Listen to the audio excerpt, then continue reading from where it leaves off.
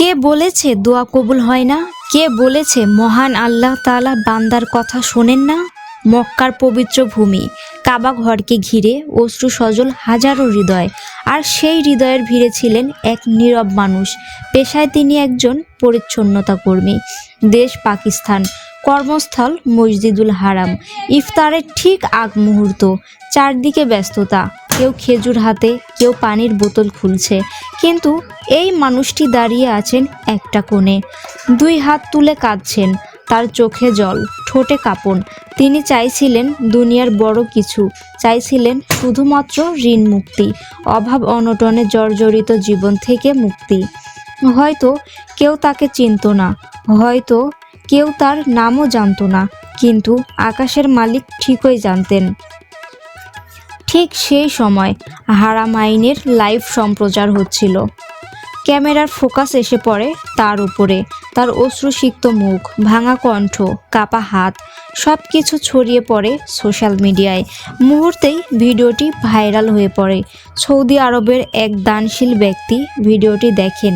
তিনি খুঁজে বের করেন সেই পরিচ্ছন্নতা কর্মীকে, যোগাযোগ করেন তার সাথে। দায়ভার তিনি নেবেন। কিন্তু গল্প এখানেই শেষ নয়। পরবর্তীতে যখন তাকে জিজ্ঞাসা করা হলো, আপনি তখন কোন দোয়া পড়ছিলেন, তিনি জানালেন তিনি সেই দোয়াটি পড়ছিলেন যা পড়েছিলেন আমাদের প্রিয় নবী হযরত মুহাম্মদ সাল্লাল্লাহু আলাইহি ওয়াসাল্লাম। একবার নবীজির ঘরে একজন মেহমান এলেন। ঘরে খাবার ছিল না। স্ত্রীদের কাছে খোঁজ পাঠানো হলো, কিন্তু উত্তর এলো কিছু নেই।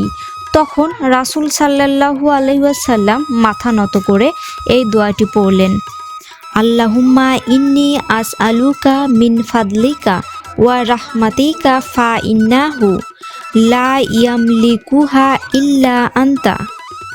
এর অর্থ হচ্ছে, আমি আপনার কাছে আপনার অনুগ্রহ ও রহমত প্রার্থনা করছি, কেননা আপনি ছাড়া আর কেউ এর মালিক নয়।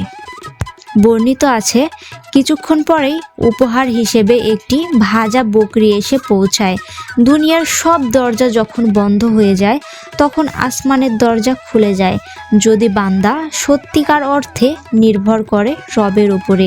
উলামায়ে কেরামের মতে, অভাব অনটন, ঋণ সংকট, এমন সময়ে এই দোয়াটি অত্যন্ত বরকতময়। শর্ত একটাই, অন্তরের পূর্ণ বিশ্বাস।